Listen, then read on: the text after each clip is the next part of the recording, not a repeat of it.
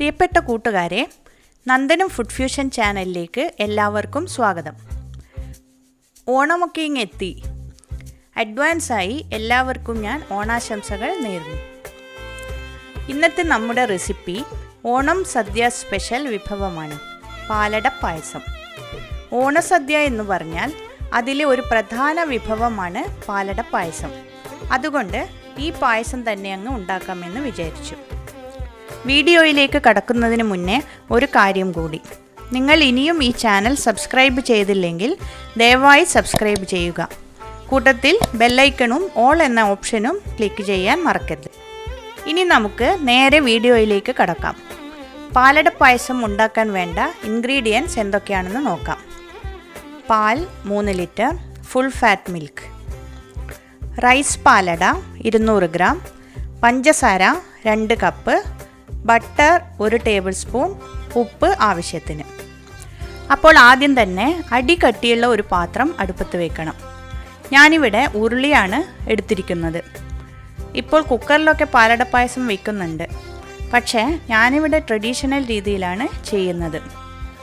ഇനി ഈ ഉരുളിയിലേക്ക് പാൽ പൊട്ടിച്ചൊഴിക്കണം. മിൽമയുടെ 3 ലിറ്റർ ഫുൾ ഫാറ്റ് മിൽക്കാണ് ഞാൻ എടുത്തിട്ടുള്ളത്. ഇതിലേക്ക് 1 കപ്പ് വെള്ളവും കൂടി ചേർത്ത് കൊടുത്തിട്ടുണ്ട്. ഇനി ഇതൊന്ന് നന്നായി തിളക്കട്ടെ. വലിയൊരു സ്പൂൺ വെച്ച് ഇത് ഇടയ്ക്കൊന്ന് ഇളക്കി കൊടുക്കണം. ഇപ്പോഴിതാ ഏകദേശം തിളക്കാൻ തുടങ്ങിയിട്ടുണ്ട്. ഇനി ഇതിലേക്ക് 2 കപ്പ് പഞ്ചസാര ചേർത്ത് കൊടുക്കണം. നിങ്ങളുടെ ഇഷ്ടം അനുസരിച്ച് പഞ്ചസാര കൂട്ടുകയോ കുറയ്ക്കുകയോ ചെയ്യാം.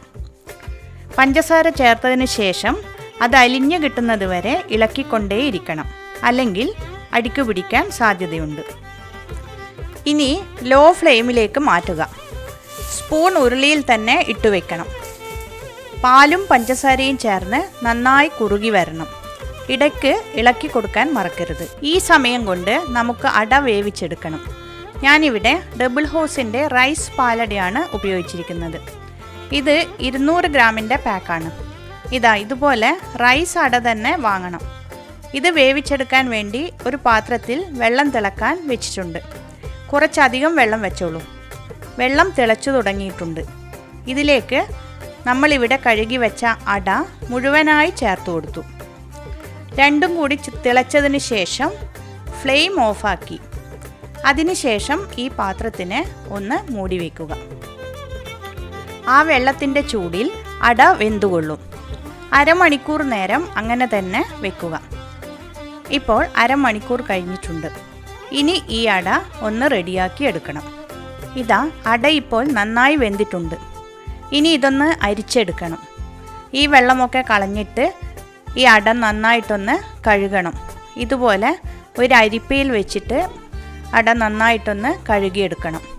2-3 പ്രാവശ്യം റണ്ണിങ് വാട്ടർ ഉപയോഗിച്ച് കഴുകി വാർത്തെടുക്കുക. അട തമ്മിൽ ഒട്ടിപ്പിടിക്കുന്നത് ഒഴിവാക്കാനാണ് ഇങ്ങനെ ചെയ്യുന്നത്. നമ്മുടെ പാലും പഞ്ചസാരയും നന്നായി കുറുകി കളറൊക്കെ മാറി വന്നിട്ടുണ്ട്.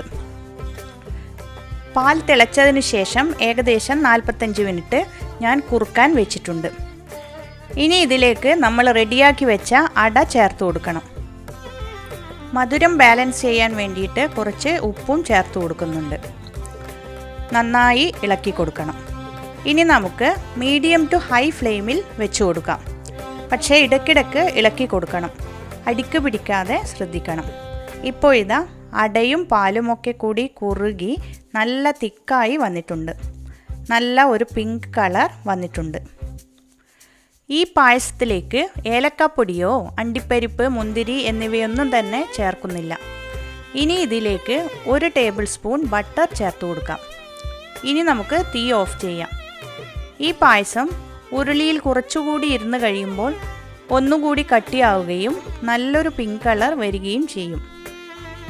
പാലട പായസം റെഡി ആയിട്ടുണ്ട്. വളരെ ഈസി ആൻഡ് ടേസ്റ്റി ആയിട്ടുള്ള പാലട പായസം റെഡിയായി. ഇതിന് കുക്കിംഗ് ടൈം കുറച്ച് കൂടുതലാണെങ്കിലും കുറഞ്ഞ സാധനങ്ങൾ ഉപയോഗിച്ച് വലിയ അധ്വാനമൊന്നുമില്ലാതെ ഉണ്ടാക്കാൻ പറ്റും. അപ്പോൾ നിങ്ങളെല്ലാവരും ട്രൈ ചെയ്ത് നോക്കണം. നിങ്ങളുടെ കമൻറ്റ്സ് അറിയിക്കുക. എന്തെങ്കിലും സംശയങ്ങൾ ഉണ്ടെങ്കിൽ കമൻറ്റ് ബോക്സിൽ എഴുതി ചോദിക്കുക. ഇഷ്ടമായെങ്കിൽ ലൈക്ക് ചെയ്യാനും ഷെയർ ചെയ്യാനും മറക്കരുത്. പുതിയ ഒരു വീഡിയോയുമായി വരുന്നതുവരെ എല്ലാവർക്കും നന്ദി, നമസ്കാരം. കൂട്ടത്തിൽ ഒരിക്കൽ കൂടി ഓണാശംസകളും.